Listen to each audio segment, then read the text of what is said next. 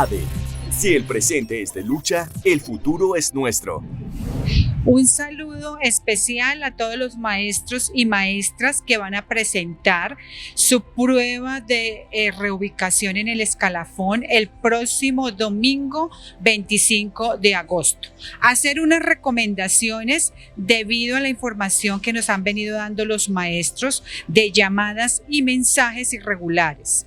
Les decimos a los maestros que entren a la página Poder Evaluar, entrar con su número de registro y con su contraseña y poder verificar y corroborar sus datos y el lugar de ubicación de la prueba. Por ejemplo, los compañeros que van a asistir a la Universidad Gran Colombia en el centro de Bogotá, mirar con tiempo la ubicación, el tiempo que se gastan desde el lugar donde están, llevar sus elementos necesarios, llegar con tiempo, llegar en el transporte adecuado, mirar los parqueaderos y demás sitios. Solamente como junta directiva desearle a todos y a todas muchísima suerte. Ojalá que todos aprueben este examen de reubicación y puedan ascender. Muchísima suerte a todos y todas. Compañeras y compañeros del Magisterio Distrital, mi nombre es William Javier Díaz Ramírez, soy directivo de la ADE, soy el secretario de Asuntos Culturales, Deportivos y de Bienestar. Les saludamos hoy en la última sesión de este curso para el concurso de ascenso y reubicación que hemos hecho con mucho esfuerzo desde nuestra organización sindical para ustedes, compañeras y compañeros. Aquí se dan unos elementos y unas herramientas básicas que son importantísimas para que ustedes puedan superar esta prueba. No obstante, la experiencia, el trabajo que ustedes tienen debe ser un elemento claro y concreto en términos de que estén muy seguros y muy seguras de presentar esta prueba. Nosotros también queremos invitarle a que entendamos que acá esta lucha da un paso cualitativo y cuantitativo muy importante, porque hemos logrado desmontar de la evaluación de carácter diagnóstica formativa, que es esta prueba 2.0 le llamamos, le hemos logrado desmontar el video y esas evaluaciones que se hacían a nivel institucional. Hemos logrado que sea una prueba escrita, pero todavía tenemos que seguir dando la batalla para desmontar totalmente la evaluación de carácter diagnóstica formativa. Resaltando lo siguiente, compañeras y compañeros, que el ascenso y la reubicación es un derecho, no es una dádiva, no es una concesión. Todos tenemos que ascender y todas por experiencia y estudios, dejar de lado la evaluación. Y el concurso no es un juego y no son los juegos del hambre, que se aprovechan de nuestra necesidad y de nuestra precariedad laboral, además, salarial, y en ese sentido hacen concurso y nos evalúan. La evaluación es una cosa muy distinta al derecho que tenemos al ascenso y la reubicación y una remuneración económica digna para los maestros, las maestras y nuestras familias. También les queremos decir, compañeras y compañeros, que en esta lucha, que en esta batalla estamos avanzando y que ustedes son parte de ese triunfo, de esas conquistas. Estamos conquistando una condición digna para el ascenso y la reubicación. Muchísima suerte, este domingo 25 van a pasar y nosotros vamos a seguir luchando por sus derechos, a un salario digno y a unas condiciones laborales dignas. Muy buenos días, un saludo muy especial a los profesores y profesoras de la ciudad de Bogotá, como también a quienes nos puedan escuchar en todo el territorio nacional. Un agradecimiento también al equipo de la Junta Directiva de la ADE, que ha hecho posible que un conjunto de profesores y profesoras atendamos este espacio formativo. Mi nombre es Piedad Ortega Valencia, soy profesora de la Universidad Pedagógica Nacional y en el transcurso de mi trayectoria he estado muy de cerca acompañando procesos formativos y organizativos con la ADE, con FECODE y por supuesto con el movimiento social, educativo y pedagógico. Lo que les voy a presentar hoy se ha titulado Una reflexión sobre la praxis desde una perspectiva crítica. De modo que les invito muy amorosamente para que escuchemos esta disertación que tiene que ver con sus procesos de práctica, con sus saberes pedagógicos, con sus territorios del saber, para que este domingo vayan a presentar esta prueba con mucha confianza y con mucha paciencia también, ¿no? De leer, de escuchar y de atender las preguntas que de seguro van a tener unos muy buenos resultados. Vamos entonces con la presentación. Esta es la reflexión que les quiero compartir, una reflexión situada desde dos coordenadas que tiene que ver con la filosofía de la educación y la antropología pedagógica. De igual modo, una reflexión que tiene una perspectiva y que desde la ADE es sumamente importante, dado que la pedagogía crítica es una reflexión situada, territorializada y crítica sobre y desde nuestras prácticas pedagógicas. De modo que voy a iniciar con un planteamiento de un filósofo muy importante de España que se llama Joan Carles Melís, para introducir desde dónde estamos pensando esta reflexión. Dice Joan Carles Melís: la tarea de educar implica un compromiso con el mundo, con la tradición y con la historia. Si decidimos que el mundo que hemos creado y en el que vivimos todavía merece la pena y que podemos recomponerlo, solo si nos hacemos responsables de él, estamos en condiciones de transmitirlo. El que no quiera responsabilizarse del mundo, que no eduque. Este planteamiento de Melís nos convoca a pensar nuestro trabajo como oficio de enseñantes. El trabajo del maestro y la maestra es un oficio del enseñar. Tiene que ver con la construcción de unos saberes pedagógicos y, como lo sugiere la profesora Araceli de Tezanos, ahí está la relación fundante, una relación que es existencial, una relación que es histórica, una relación que está contextualizada y, por supuesto, una relación que atiende permanentemente las contingencias del espacio escolar. ¿Desde dónde hacemos una comprensión sobre la praxis? Ustedes escucharon en el módulo anterior, bueno, dos módulos anteriores, al profesor Alfonso Tamayo y al profesor Fran Molano. Ambos hicieron unas relaciones muy importantes y pertinentes acerca de la pedagogía, la didáctica, acerca de la praxis en el caso de Fran Molano, y el énfasis que desarrolló Fran es sobre la relación entre la praxis y el currículo.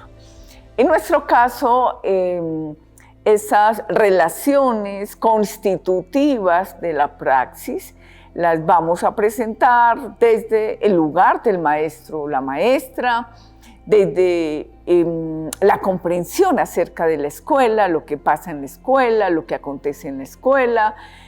Por supuesto, desde el lugar de la didáctica vamos a ver también qué comprensiones desde esta perspectiva crítica podemos recrear, resignificar acerca de la didáctica, así también como estas comprensiones sobre la pedagogía. ¿Sí? En el marco también no solo de una pluralidad, si se quiere, conceptual, sino también desde unas especificidades y singularidades que la pedagogía cobra, y sobre todo cobra fuerza, cobra vitalidad, cobra complejidad en nuestros espacios escolares. Bien, ¿desde dónde entonces pensamos la praxis? Acá recogemos varias líneas argumentativas. Sabemos, porque ustedes también pues, mejor dicho, ustedes son la expresión de la praxis en el espacio escolar. ¿Sí? Ustedes territorializan esta praxis. Ustedes, como yo, también maestra en otro espacio escolar más de carácter universitario, sabemos entonces que la praxis fue y ha sido una tesis central del marxismo. Y fue una tesis central y sigue siendo esa tesis central porque la praxis está vinculada con la historia. ¿Cómo así que con la historia? con la enseñanza de la historia, con las perspectivas de la historia, con las trayectorias que tenemos como maestros y maestros en esta historia, de asumirnos como maestros y maestras, la historia como acontecimiento de los importantes sucesos, etcétera, ¿sí? Pero también la praxis se vincula con el análisis de la realidad. Esto va a ser muy importante porque historia y análisis de la realidad configuran esta diada de la reflexión desde la acción, ¿sí? En esa medida, consideramos que la praxis es una categoría central de esta perspectiva de las pedagogías críticas, y subrayo aquí que no es una sola pedagogía crítica, que hay múltiples modos de trabajar las pedagogías críticas, de trabajarlas y de apropiarlas, ¿sí? Bien, esta es una de las primeras tesis con respecto a la praxis. En esa medida se despliega entonces que la praxis puede ser asumida desde una filosofía, ¿sí? En este caso una filosofía de la praxis, pero también, como les indicaba al inicio, una filosofía desde la educación, desde la antropología pedagógica, también desde estos debates actuales, contemporáneos, sobre las ciencias de la educación. En todo caso, continuando con esta línea, la praxis comprende e interpreta la realidad, ¿sí? No solamente hace lectura de la realidad, hace esa lectura para comprenderla, para interpretarla y para agenciar posibilidades de actuación transformadora. Esto lo podemos ver en nuestros espacios escolares, y también aquí recreando algunos postulados de un maestro muy importante, un referente en estas pedagogías críticas, que es Paulo Freire. Paulo Freire va a hablar de lectura de contextos, y en ciertas comunidades académicas de Bogotá, Colombia, también hacíamos referencia o seguimos haciendo referencia a análisis de coyuntura, ¿sí? Entonces, leemos para comprender, leemos para interpretar y leemos para actuar en estas realidades escolares. Y luego haremos mención a esta realidad escolar, la que ustedes viven, las que ustedes padecen, de las que ustedes se ocupan y se preocupan, digo, específicamente en este proceso de escolarización, de educación preescolar, básica, primaria, secundaria y media, como profesores que llamamos profesoras de aula, como también los profesores que asumen cargos de liderazgo directivo, como psicoorientadores, psicopedagogos, etc. Bien, en esa medida la praxis tiene unas coordenadas éticas, políticas y estéticas. Más adelante voy a hacer referencia muy puntual a qué nos referimos acerca de la ética, cuando nombramos la política, a qué hacemos relación, qué nos hace resonancia con la política y por supuesto con la estética. Esto es muy importante porque son conceptos nucleadores alrededor de la praxis y porque la praxis es el sustento, núcleo fundante, pues, de toda práctica pedagógica. En esa medida, la praxis articula simultáneamente una reflexión dialéctica y hermenéutica sobre el acto de educar. ¿Qué significa esto? Cuando hablamos de una relación dialéctica o una reflexión dialéctica, estamos nombrando reflexión-acción, es decir, que la práctica requiere de la teoría, como de la teoría requiere de la práctica. Por eso es muy importante las construcciones que ustedes hacen y siguen haciendo y se siguen actualizando en torno a la construcción de sus saberes, estas configuraciones de saberes, que son saberes disciplinares, que son saberes escolares, que son saberes históricos. Hoy estamos hablando también de unos saberes artísticos, de volver a recuperar en la escuela no solamente la producción, sino también que se incorpore a los proyectos educativos institucionales, a los proyectos de aula, a los semilleros, a los espacios de trabajo propios, esta formación artística que podemos traducirla también en una formación en y desde lo sensible. De modo que la dialéctica está conectada profundamente desde y sobre las posibles transformaciones de nuestro acto de educar. Y llamamos hermenéutica, un poco en esta línea de reflexión, desde el lugar de la comprensión, ¿no? Bueno, hay un autor muy importante, un filósofo que es Gadamer, que tiene sendos análisis, qué significa trabajar la hermenéutica en procesos de investigación de aula, en procesos de innovación, de modo que hay un soporte importante porque la hermenéutica nos entrega herramientas de pensamiento para aprender también a comprender esto que nos pasa, esto que le pasa a nuestros estudiantes, esto que pasa alrededor y cómo desde la dialéctica y la hermenéutica logramos construir un nexo muy importante en este trabajo que hacemos sobre los actos formativos. Finalmente, plantear entonces que la praxis está anclada a los procesos de construcción intersubjetiva y en las tramas de las dinámicas escolares. ¿Qué significa esta construcción intersubjetiva? Significa que soy maestro y soy maestra porque hay un otro y una otra que me demanda un acto formativo. Soy maestra y maestro porque hay un oficio de enseñar.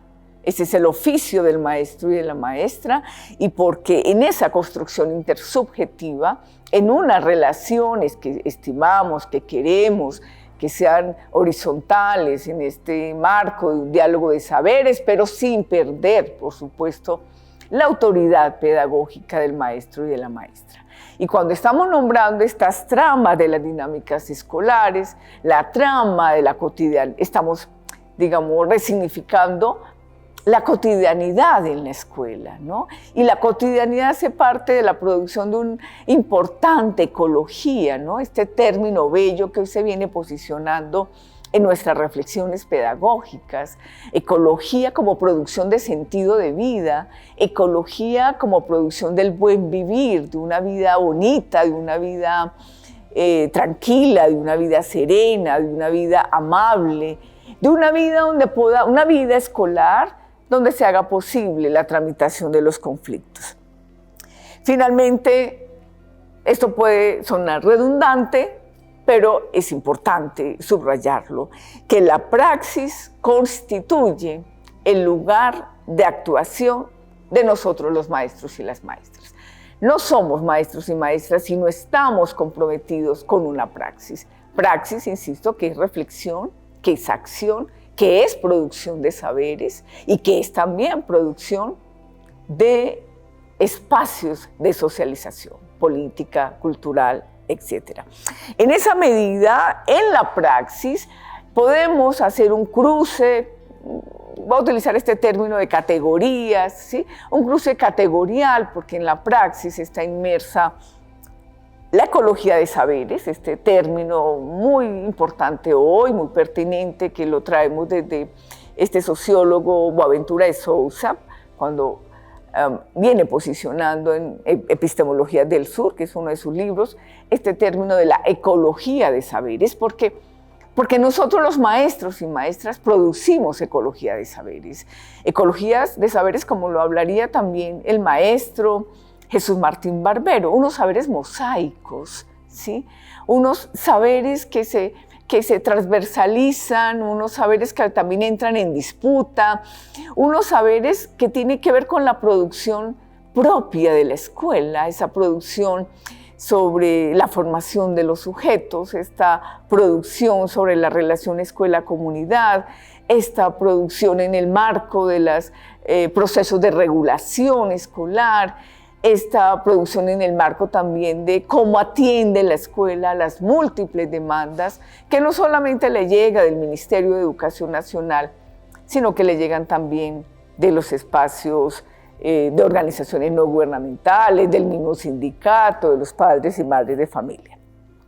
En ese cruce categorial también encontramos otros conceptos hoy fundantes, importantes, como es este trabajo con el cuerpo, el trabajo con la corporeidad, ¿sí? Así también lo sabemos por situaciones también del país, en el marco de estos procesos de negociación, del conflicto social armado, en estas declaraciones sobre la paz, etcétera, cómo ha sido importante en la praxis, en nuestras praxis, trabajar las memorias del conflicto, memoria social, histórica, autobiográfica, memorias de resistencia, de igual modo todo lo que tiene que ver hoy la escuela, y en esto haremos referencia al final, en términos de los conflictos, estos conflictos que llegan a la escuela, que se producen en la escuela, conflictos escolares, conflictos cognitivos, culturales, conflictos de socialización, conflictos de representación, conflictos existenciales. Bueno,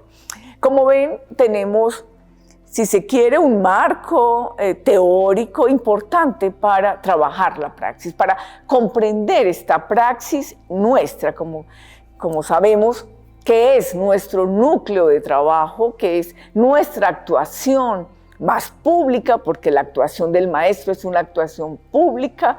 Y bueno, pues aquí están estos modos como podemos leer y comprender la praxis. Ahora, yo me hice también la pregunta, ¿qué efectos tiene la praxis en los procesos formativos? Porque la praxis se constituye en este referente tan importante para leer y pensar la pedagogía, estas pedagogías situadas y territorializadas, ¿sí? Digo entonces algunos de estos efectos de la praxis. Primero, porque cuando hablamos de efectos, el efecto tiene una recepción afectiva, ¿sí? Cuando hablamos del efecto, por eso es distinto a los impactos. El efecto tiene una recepción afectiva en torno a las prácticas cotidianas escolares. Fíjense que hemos estado resaltando mucho la cotidianidad escolar, ¿no? Porque los efectos posibilitan la construcción de una actitud ética, hoy estamos diciendo más empática, más receptiva, más amable, sin hacer moralizaciones, en torno a la vida escolar. Y cuando hablo de la vida escolar hay un texto muy bello, dos textos que quisiera recomendar, uno de este profesor, pedagogo anglosajón, referente de la pedagogía crítica, que es Peter McLaren, y otra, una profesora de Argentina, que se llama Silvia Duchaski, que tiene un libro que se llama La escuela como frontera. Porque la praxis y esos efectos sobre la praxis nos exige un posicionamiento político, ¿sí? Y esto también está muy anclado en esta perspectiva de la pedagogía crítica y también de nuestro trabajo sindical, ¿no? Por eso para mí es muy importante estar hoy en la ADE, porque necesitamos afirmar y afianzar estos nexos del sindicato con las prácticas de nosotros los maestros y las maestras, con esta vida escolar desde el cual esta prueba psicométrica diseñada para la evaluación este domingo está muy afincada en plantear, proponer, describir, sugerir precisamente situaciones problemáticas desde y en las cuales estamos los maestros y las maestras. De modo que cuando hablamos de un posicionamiento político, estamos refiriéndonos a desde dónde se coloca el maestro y la maestra, ¿sí? Para trabajar los contextos de su escuela, para reconocer estas estructuras administrativas, académicas, de convivencia, de atención psicosocial, de regulación, desde dónde se coloca el maestro y la maestra para entender de otro modo estas relaciones siempre en conflicto, y no tenemos una concepción negativa del conflicto, ¿sí? Porque el conflicto es consustancial a la vida misma. Y por supuesto, este posicionamiento tiene que ver con las dinámicas propias de la escuela, ¿no? Entonces, es un posicionamiento de la política, como lo diría Hannah Arendt, en este estar juntos, porque la escuela, ante todo, es un estar juntos. Finalmente, pues decir en estos efectos, que los efectos se estructuran, y esto va a ser muy importante porque la praxis en esos efectos estructuran unas micropolíticas formativas, ¿sí? Nosotros tenemos unas formulaciones de política educativa amplia, general, Ministerio de Educación, entidades financiadoras, la OCDE, Banco Mundial, la ONU, etcétera. Pero es en el aula donde el maestro y la maestra, desde una transposición didáctica, ahora miraremos qué es esto de transposición didáctica, recepciona, apropia y resignifica todas estas, digamos, informaciones y formulaciones de políticas, y por eso es que vamos a hablar que la praxis se ejemplifica o despliega micropolíticas formativas. Y otro asunto que hoy también es una demanda que estamos teniendo muy importante por los asuntos propios, como nos están llegando los niños, estas infancias, estos jóvenes, también los adultos, también estos estudiantes en espacios escolares rurales.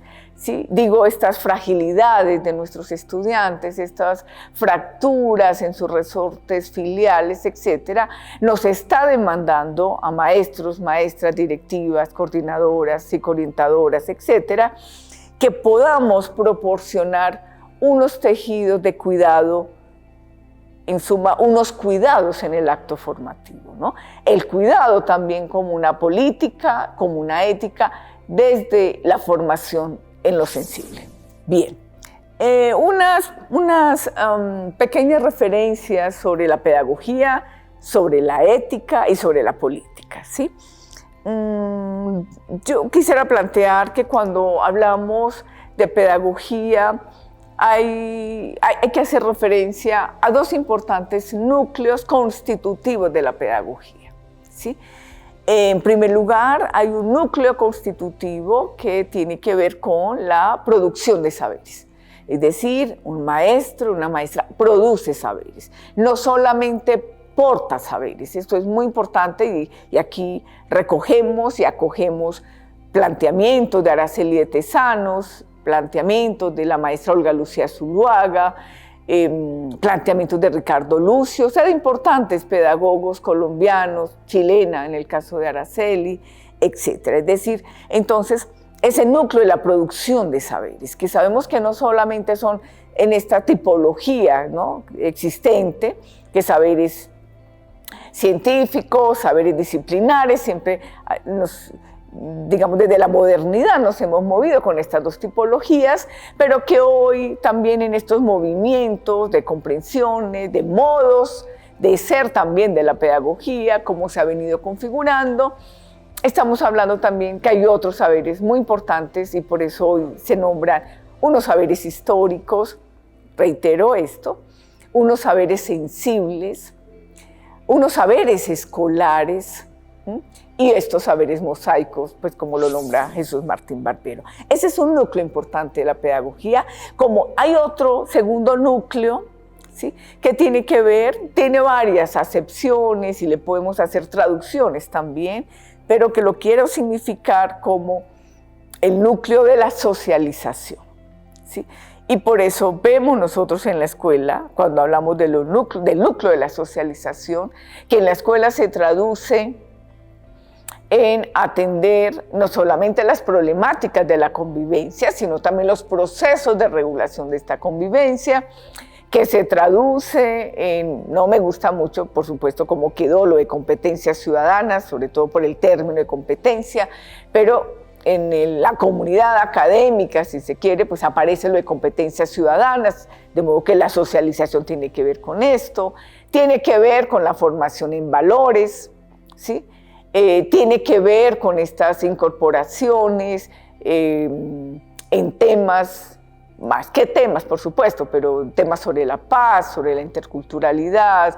Ahora ha entrado también por demandas del contexto, estos asuntos acerca del género, la diversidad sexuales, opciones sexuales. ¿Sí? Como ven, entonces, son dos núcleos muy importantes, son dos núcleos que tienen que dialogar permanentemente entre ellos, porque parte de la tarea de educar, de nuestra tarea de educar, se mueve en estos dos núcleos. Y por eso entonces, ¿qué vamos a decir?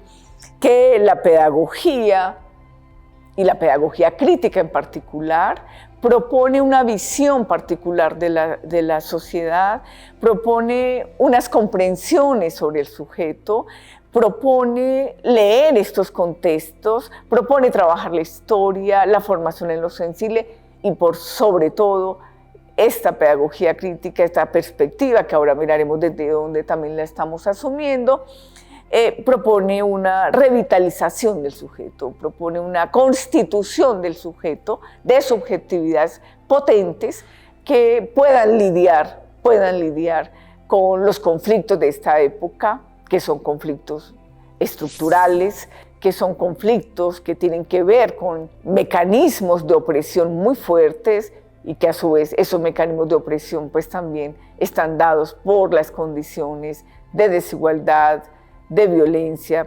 política, simbólica, etcétera, y de las condiciones de exclusión social, cultural, en la que se encuentran muchas veces, tantas veces, nuestros niños y niñas y jóvenes. Ahora voy a presentarles algunas líneas argumentativas desde donde asumo la pedagogía crítica, ¿sí? Hay varios trabajos en esta pedagogía crítica. La ADE tiene, sus profesores de la junta directiva han trabajado mucho esta perspectiva de los profesores, digamos, que han asumido esta perspectiva, que le han dado vida, que le han dado color y que de alguna manera constituye en perspectiva también, digamos, de posicionar el lugar de los maestros y las maestras. Es un escenario importantísimo. En tanto, la pedagogía crítica trabaja desde lo que decimos una política del lugar, ¿no? Recordemos lo de la micropolítica formativa. Trabaja desde una política del lugar y decimos también desde unos territorios existenciales, ¿no? Decimos que se inscribe, por supuesto que la pedagogía crítica se inscribe en unas relaciones con el poder, y aquí también el poder no solamente como disputas, como hegemonías, como conflictos, sino también el poder como posibilidad de agenciamiento, ¿sí? Como posibilidad de agenciamiento. En esa medida decimos entonces que la pedagogía crítica trabaja con estos procesos de transmisión cultural. Digo transmisión y no digo transferencia, ¿no? Que hay ahí una diferencia importante. Decimos también entonces que esta pedagogía crítica es una política de vida en colectivo. Ese es parte del texto que les sugerí o he sugerido para la lectura, porque es una política de vida en colectiva. Y decimos, es una política de vida en colectivo porque trabaja con una teoría radical de la ética que posibilita acciones emancipatorias. En esa medida decimos que la pedagogía crítica nos demanda estar juntos. De ahí la necesidad de potenciar la fuerza constituyente de lo colectivo, de lo filial, de los vínculos en experiencias amorosas, en comunidades emocionales.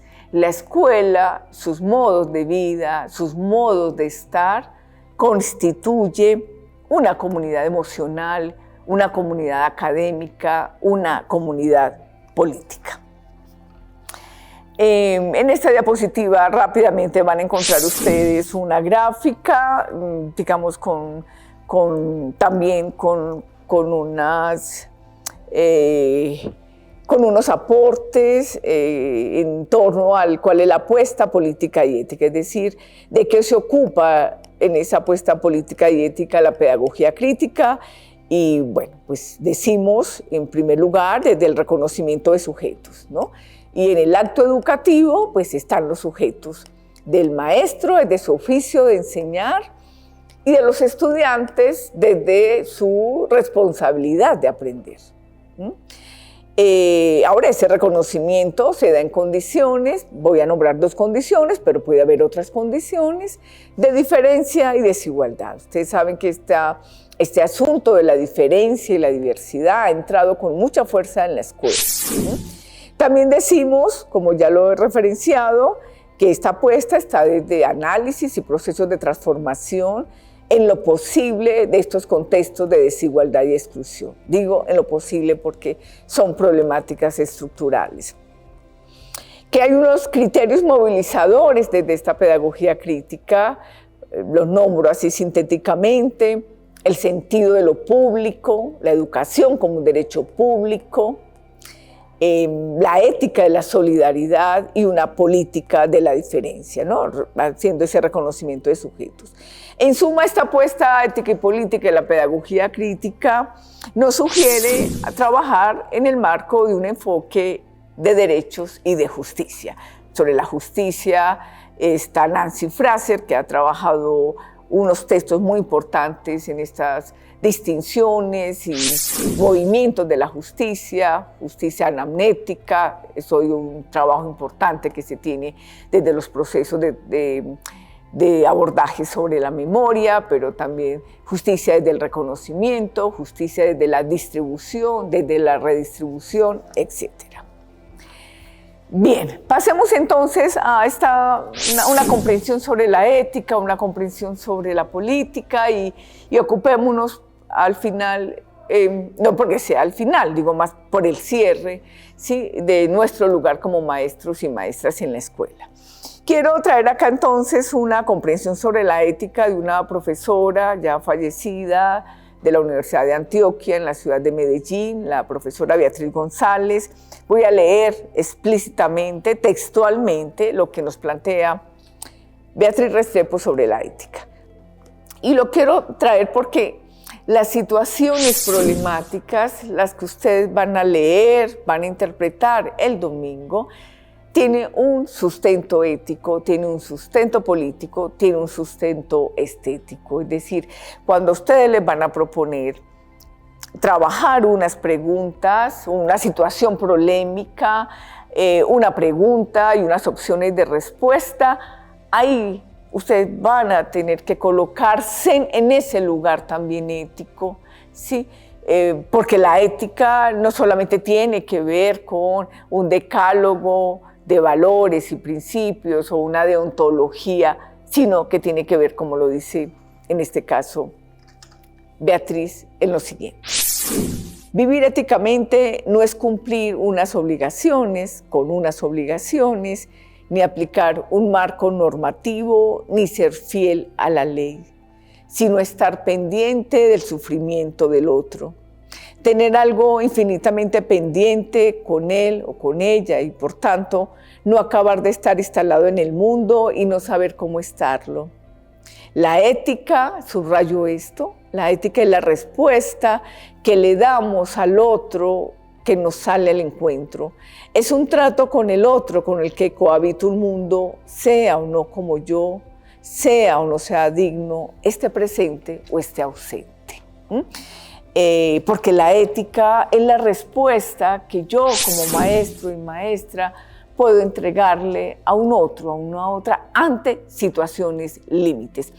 Y subrayo este asunto de las situaciones límite con las que ustedes se van a encontrar atendiendo estas situaciones, no solamente de carácter cognitiva, no solamente de carácter procedimental, sino también con una fuerte tonalidad y un componente en problemáticas psicosociales, ¿sí? Bien, sobre la política, ¿sí?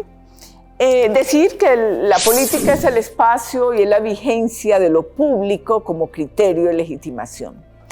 Que la política se basa en el hecho de la pluralidad, y pluralidad significa, en términos de Hannah Arendt, igualdad y distinción, distinción-diferencia. Que la política podemos asumirla en la escuela como una cuestión de solidaridad y solidaridad entendida como cuidado, como responsabilidad y como compromiso con el otro. que la política está en el plano de la resignificación, por supuesto, de la pedagogía. En esa medida, cuando hablamos de la política, no solamente estamos haciendo referencia, que a veces hay mucha prevención con ello, ¿no?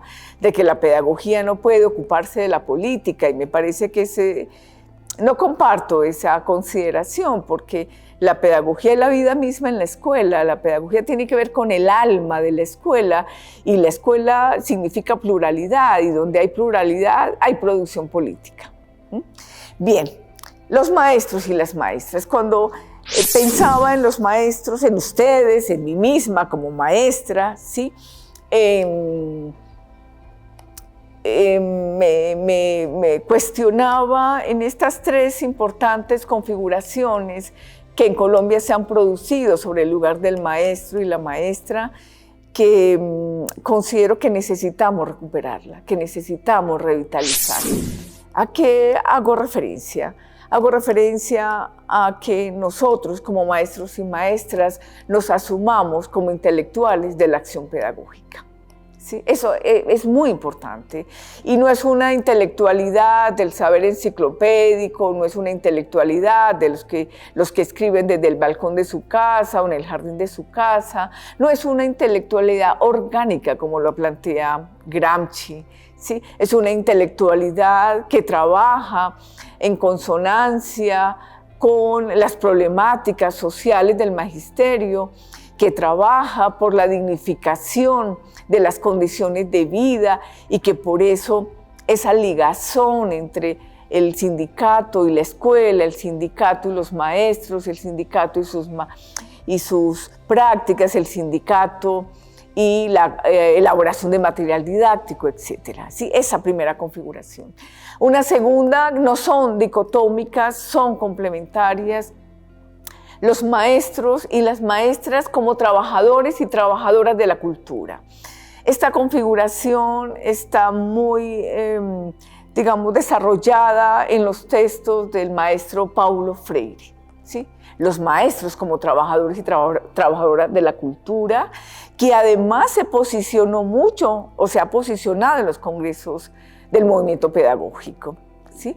Y que creo y que considero que parte también de nuestros agenciamientos formativos tiene que ver con esa pregunta: ¿qué me significa asumirme como trabajadora de la cultura? Porque en la escuela se produce unos modos de cultura escolar, unos modos de cultura de vida, unos modos de producciones simbólicas. Entonces, a eso hago referencia. Y la tercera, que ha estado digamos, muy centrada, o ha sido, digamos, producida en el marco del Grupo Historia de las Prácticas Pedagógicas, especial reconocimiento a la maestra Olga Lucía Zuluaga, cuando ella posiciona también públicamente en uno de estos grandes eventos, y está la revista de Educación y Cultura, maestros y maestras como productores y productoras de saber pedagógico, ¿sí? Esos somos nosotros los maestros y las maestras. De modo que si algo tenemos que deconstruir es que nosotros no somos técnicos, que nosotros no podemos seguir asumiéndonos como operadores de currículo, que nosotros no podemos ser entrenadores de pruebas de evaluación, que en nosotros habita la producción de saberes, el posicionamiento con esos saberes, la transformación con esos saberes. Bueno, creo que hay una importante tarea para hacer. En esa medida, quiero leer un pequeño fragmento de un amigo, de un colega, Alex Silgado, de la Universidad del Tolima, donde, bueno, en un trabajo que estoy acompañando, dice Alex: ser y asumirnos como maestros y maestras es un bello gesto, quizá uno de los más bellos, un gesto poético. Nace del don. El maestro y la maestra es un donador. Ese es su más humilde gesto. Dona palabras, dona visiones del mundo, sentidos de vida, pero no cualquier palabra.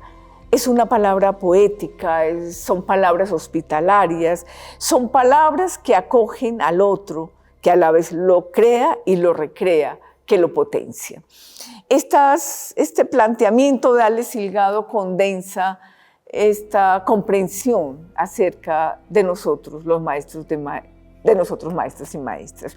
Y miren lo que nos va a decir Fernando Bárcena, este profesor español también que viene estos trabajos sobre la filosofía de la educación. Hay otro texto también que está propuesto, que es de Fernando Bárcena, Jorge La Rosa y Joan Carles Melís, 3 filósofos de la educación en España, que presentan un dossier, cada uno con su texto, haciendo unas reflexiones importantes sobre la experiencia pedagógica.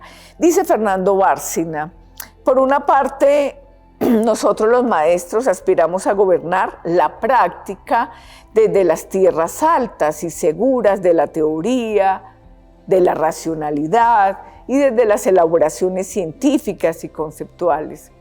Pero, por otro lado, los maestros y maestras están comprometidos en las tierras más bajas de una actividad contingente y extraordinariamente singular y demandante. Creo que este planteamiento también de Fernando Bárcena logra nombrar lo que acontece en nuestros procesos de producción de prácticas pedagógicas.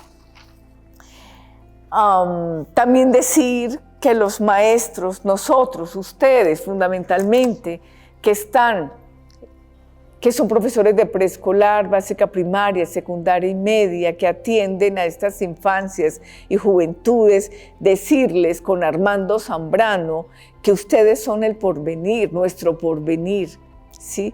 Y va a decir Armando Zambrano, este pedagogo crítico de la ciudad de Cali, que una sociedad justa, digna y equitativa se apoya en sus maestros y se apoya en ellos a través de su saber. Por eso la pedagogía alcanza su razón de ser. Una sociedad sin maestros es una sociedad sin futuro. Una sociedad con futuro es una sociedad educadora para quien la condición del maestro está más allá de la función de transmitir unos saberes sin historia, desligados del proyecto colectivo de sociedad.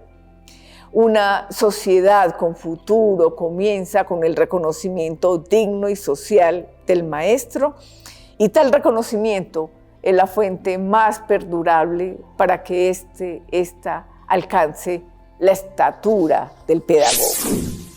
¿Sí? En esa medida decimos que el maestro, la maestra, es un sujeto que sabe el saber que enseña, que reflexiona sobre ese saber, que se expone a la experiencia más profunda del saber a partir de su praxis y, por supuesto, que se vincula a las generaciones por la vía del saber. Por eso es muy importante este reconocimiento de los saberes que nosotros, maestros y maestras, construimos, producimos y socializamos. Bien, alguna referencia sobre la escuela. Y aquí hablo de la escuela, porque esta escuela como espacio de socialización, esta escuela institucionalizada, porque también hay escuelas de educación popular, hay escuelas comunitarias, hay escuelas en calidad de bibliotecas, es decir, en otras modalidades de escuela, pero esta escuela, digamos, son lugares. La escuela, ante todo, es un lugar social constituido por un conjunto de culturas dominantes y subordinadas, nos va a decir Henry Giraud, este maestro anglosajón de la pedagogía crítica. Por eso nuestras preocupaciones de lo que pasa en la escuela, de lo que acontece en la escuela, porque en la escuela se mueve en un péndulo, escuelas que son integradoras, escuelas que son excluyentes, pero escuelas también que son abiertas o escuelas que son cerradas, ¿sí? No hay un solo modo de vida escolar, hay múltiples modos de vida de escuela, y creo que ahí está la potencia también en los modos como nos formulamos los problemas de la escuela, ¿sí? las escuelas, entonces, en las escuelas, bueno, sabemos, hay también posibilidades, como también hay un conjunto de tensiones, como también hay un crisol de conflictos. Y quiero decir con Carlos Cuyén, este profesor ya pensionado de la Universidad de Buenos Aires, en varios de sus textos, razones críticas de educar, como también en su libro Perfiles ético-políticos de la educación, o en su libro ¿Dónde está la ética? Ética donde habitas, va a decir Carlos Cuyén, habrá entonces un mañana donde la escuela pueda ser construida desde la utopía. Esto quiere decir desde la crítica, pero la crítica que puede proponer alternativas, trabajando en el corazón mismo de la relación institución-sujeto. Pero no para clonar los contratos, los mercados y los métodos, sino para avanzar en la redefinición de lo público como criterio de legitimación de los saberes, para avanzar en la afirmación del tiempo de la escuela. Esto me parece muy bello, ¿no? A veces nosotros no pensamos en el tiempo escolar, lo que pasa en el tiempo cuando suena el timbre para abrir la escuela, cuando suena el timbre para cerrar la escuela, cuando suena el timbre, la campana, para el recreo, para el descanso, para la fiesta, para la celebración, para entrar al aula, etc. Entonces, para avanzar en la afirmación del tiempo en la escuela como un tiempo de esperanza y para redefinir el espacio institucional como la lucha permanente por el reconocimiento de los deseos de aprender y la autoridad de enseñar. Ese es el encuentro pedagógico en el que cotidianamente nos enfrentamos. ¿Con qué deseos de aprender llegan nuestros estudiantes y con qué autoridad, con qué amorosidad, con qué responsabilidad asumo ese acto de educar? Bien, ya para cerrar, 2 consideraciones acerca de la didáctica.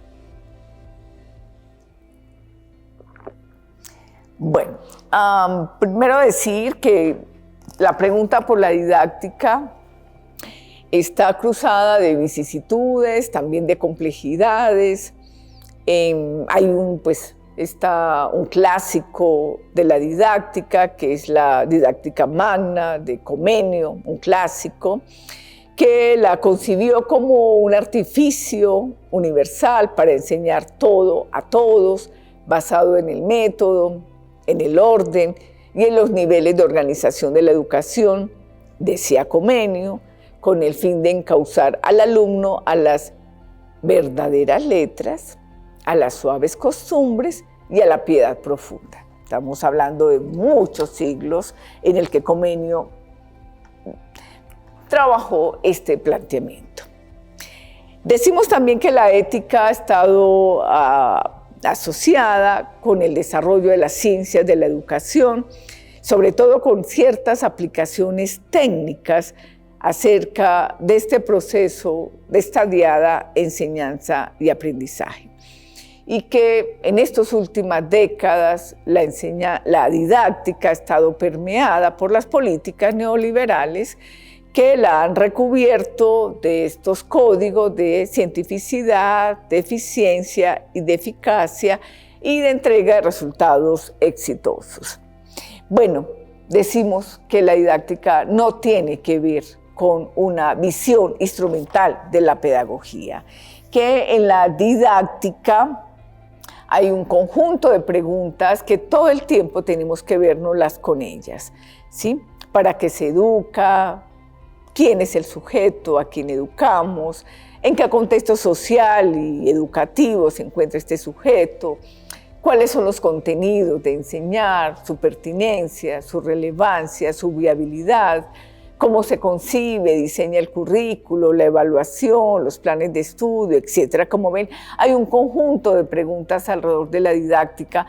También decir que la didáctica lo que decía anteriormente se refiere a un tiempo, espacio, se refiere a unas condiciones, que la didáctica tiene que ver con la puesta en escena del maestro, y esta puesta en escena es una puesta en escena estética, es una puesta en escena llena de rituales, es una puesta en escena, por supuesto, donde el maestro construye unas traducciones de estos saberes pedagógicos, específicos, escolares, históricos, su propio saber para encontrar la mejor condición de presentárselas a sus estudiantes. En esa medida, planteo que, bueno, y recojo pues de Araceli de Tesanos y de Ricardo Lucio, de Alfonso Tamayo, que la enseñanza es el objeto de la didáctica.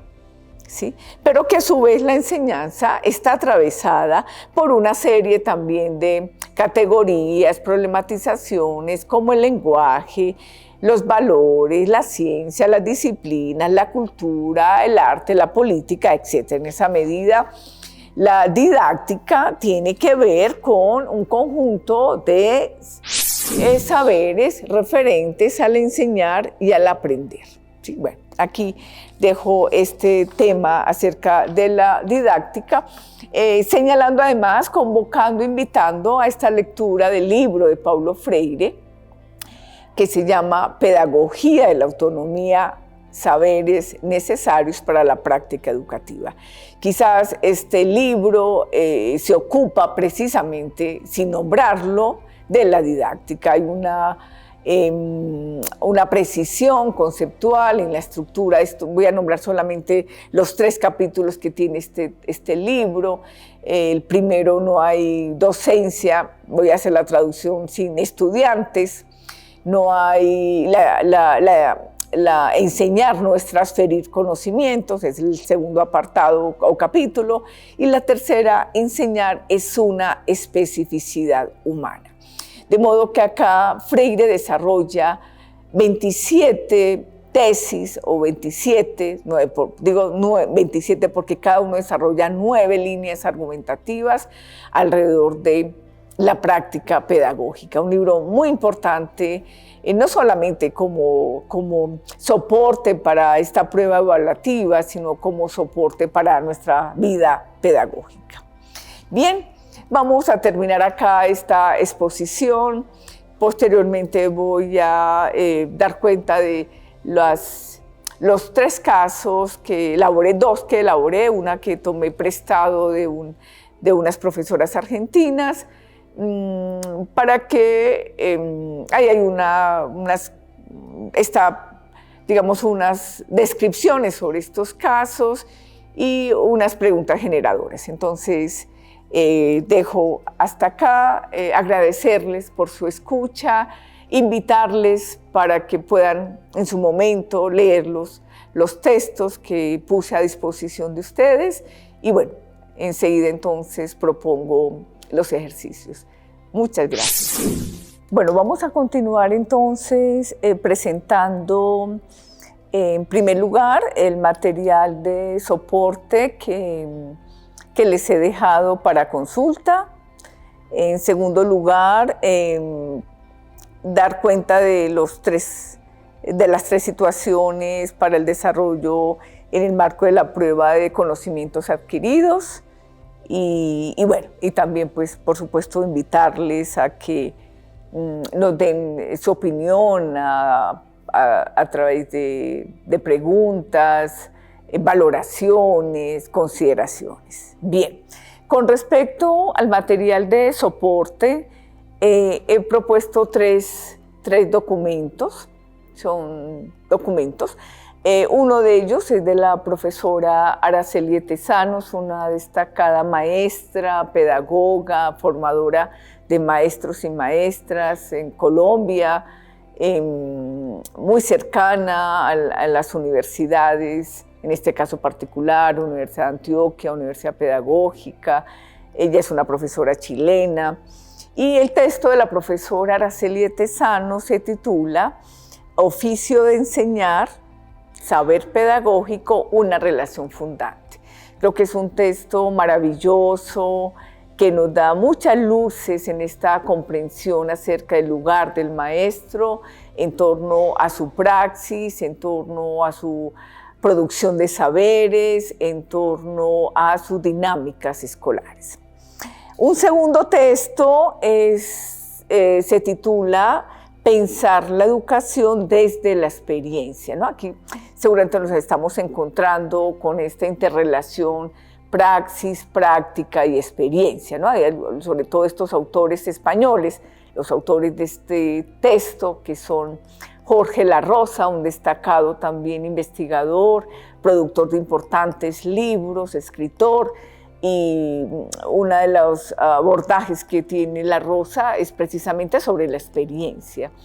De igual modo, Joan Carles Melis, que es un filósofo también de la Universidad Complutense de la Universidad Autónoma de Barcelona, trabajos muy importantes sobre la ética, destacados sobre estas reflexiones sobre la ética y la pedagogía. Y Fernando Bárcena, que también tiene algunos libros sobre el oficio de la ciudadanía, la práctica. Entonces, estos tres autores construyen un diálogo acerca de cómo pensar la educación desde la experiencia, qué coordenadas tiene, qué tensiones, desde qué referentes, etc. Y el tercer texto es un capítulo del libro, de este libro que he titulado Pedagogía crítica en tiempos de asepsia, y el capítulo se llama La pedagogía crítica, una política de vida en colectivo. De modo que ojalá los puedan leer, compartir y ojalá me puedan escribir y también retroalimentarme, ¿no? En sus resonancias, qué dice, qué no dice, también mis propias equivocaciones, etc. Bueno, ese es el material soporte. Ahora, en la configuración de la página encuentran ustedes el enlace para la prueba de conocimientos adquiridos. Allí entonces, particularmente con este módulo, se van a encontrar ustedes con 3 estudios de caso, ¿sí? Se presenta la descripción del caso, de la situación problemática, así llamamos el estudio de caso, una situación problemática. Hay una indicación de cómo proceder con esa lectura y con el ejercicio de las preguntas alrededor de esta situación problemática, y hay unas opciones de respuesta. Trabajamos pensando también en la prueba del domingo, en estos juicios situacionales, ¿sí? ¿Cuáles podrían ser esas opciones de respuesta?